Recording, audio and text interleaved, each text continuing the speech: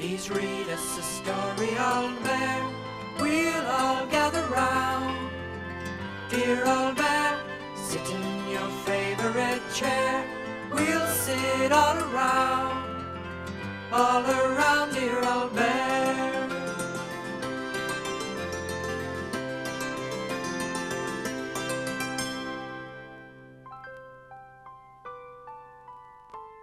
Old Bear woke with a bump when something hit him on the head. "Don't do that," he said crossly. And then he opened his eyes and found he was talking to the floor. "Oh, well, I wonder how I got down here," he muttered, rubbing his head with his paw. "You fell out of bed," said a voice above him. Looking up, he saw a row of faces staring down at him. Little Bear, Bramwell Brown, Rabbit, and Duck. "If you ask me," said Duck, "there are too many animals in this bed. It's overcrowded." "Well, it isn't too bad now," said Little Bear. "Not now that Old Bear has gone." "But I haven't gone," protested Old Bear. "Well, I didn't mean to go. I just fell." "If a few more people happened to just fall," said Rabbit, "the others would be able to spread out." "Are you hurt?" asked Bramwell Brown. "Well, I did bump my head," said Old Bear, glad that somebody cared enough to ask. Bramwell Brown climbed down to examine Old Bear's head. It looks all right, but I'd better bandage it anyway, just to be sure." Little Bear and Rabbit wanted to help too, so they made their way down to join Bramwell and Old Bear. Rabbit fetched a big plain handkerchief, and Little Bear managed to find a safety pin that wasn't already holding something together. Then they bandaged their old friend's head with the handkerchief and fastened it very carefully with the pin. "Is that better?" asked Bramwell Brown kindly. "Yes, thank you," said Old Bear. "You know, perhaps it is true that the bed is too crowded. I think I'll try and find somewhere else to sleep." "We could all look for somewhere else," said Little Bear, getting quite excited at the idea. "It would be nice to have a change." "Wait for me," grumbled Duck, who was still on the bed. He wasn't very good at climbing down drawers. "Watch out, everyone," called Rabbit, as Duck, who wasn't really very good at flying either, crash-landed in front of them.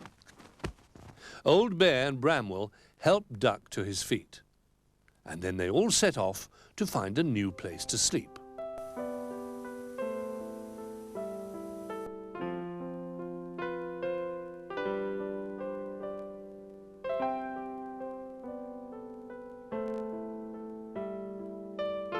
"I suppose I could sleep in my deck chair," said Old Bear, lowering himself in and looking very relaxed.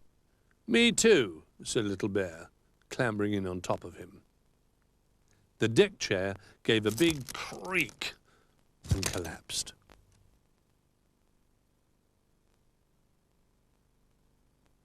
Duck had found an upside-down umbrella.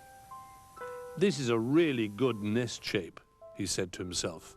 "Though these metal bits aren't very comfortable," he added. "They get tangled up in your feet." He was hanging onto the handle while he tried to untangle himself, when suddenly the umbrella snapped shut and he disappeared into its folds. Luckily, Old Bear and Little Bear weren't far away. With a good deal of tugging and pulling, they managed to get the umbrella open again. "Thank you," said Duck, flapping his wings to see if they still worked. "I think I shall look for something a little more restful." Bramwell Brown and Rabbit were over by an open drawer. "This looks really good," shouted Rabbit to the others. "It's full of socks." "They're nice and soft," said Bramwell Brown, pulling one on as a nightcap. "I could sleep in here very comfortably." "So could I," said Little Bear, wriggling into one as a sleeping bag. "And what would happen if someone shut the drawer?" asked Duck. "Oh dear, I hadn't thought of that," said Rabbit, jumping out of the drawer as fast as possible, closely followed by the others. "I wouldn't want to be stuck in there forever." "No, drawers are not a very good idea," agreed Bramwell Brown. "We shall have to look for somewhere else." Meanwhile, over by the sofa, Old Bear had been busy pulling down cushions and piling them in a great heap on the floor. "Come on, everyone," he called from the top. "Try this." The cushions were so bouncy that it made them hard to climb up. Eventually, they were all balanced on the top. But the cushions wouldn't stay still, and soon Old Bear found himself on the floor once more. "Oh, my poor head," he said, rubbing his bandaged bump. "I'm sure I keep bumping my head just because it's already been bumped. I'm going to take off the bandage." "We could use that handkerchief as a hammock," said Little Bear, picking it up and spreading it out on the floor. "Hammocks are really good for sleeping in. Sailors sleep in them in ships." Old Bear and Bramwell thought the idea sounded promising, so they pushed 2 chairs together. Then they helped Little Bear tie the handkerchief to the chair legs with a piece of string. Rabbit took a run at it and jumped straight in. "Ha! It's lovely," he called down to the others. "Why don't you get in?" "I will," squeaked Little Bear, jumping up and down. Rabbit leaned over the side to help Little Bear up, but he fell out, nearly landing on top of Duck. "Dangerous things, hammocks," said Duck, moving further away. "I'll get in first," said Little Bear. "You can give me a leg up, then Rabbit can jump in, and then we'll pull you up." "I don't think you'll fit in, Bramwell. You and Old Bear had better find a tablecloth or something and make your own hammock." Leaving the others to follow Little Bear's plan, Old Bear and Bramwell set off in the direction of the kitchen. Old Bear remembered that he'd seen a very comfortable-looking basket in the kitchen. It was lined with straw and used to keep eggs in. With a bit of a struggle, the 2 friends managed to climb onto the table, where Bramwell spied a huge bowl of fruit. While Old Bear made his way over to the egg basket, Bramwell went to have a closer look at what he'd found. "I think this would be a good place to sleep, except it's full of fruit," he said. "You could eat some of it," said Old Bear, who had clambered into the egg basket.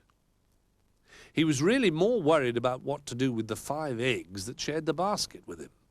However he arranged himself, he still seemed to find them under his paws.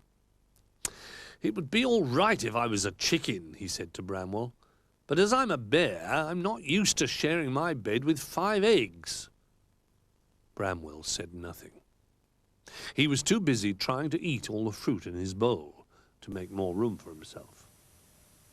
"I suppose we could come and sit in here for a change," he said, "especially when we're hungry. But I don't think we could really sleep here. It's too round. All our paws would get in a muddle in the middle." It was then that they heard a loud crash. "Oh, no, what's happened now?" said Bramwell, and they rushed back to the playroom. There they found their 3 friends, not in, but under the hammock. "It wasn't strong enough for all of us," said Rabbit. "We fell out." Old Bear looked at the heap of toys. "Do you know," he said, "I think our bed was the safest place after all. But I've an idea how we can make more room." And so that night, tucked up together in their usual place, were Rabbit, Duck, and Little Bear. But down at the other end of the bed, tucked in the other way round, so their paws almost met in the middle, were Old Bear and Bramwell Brown.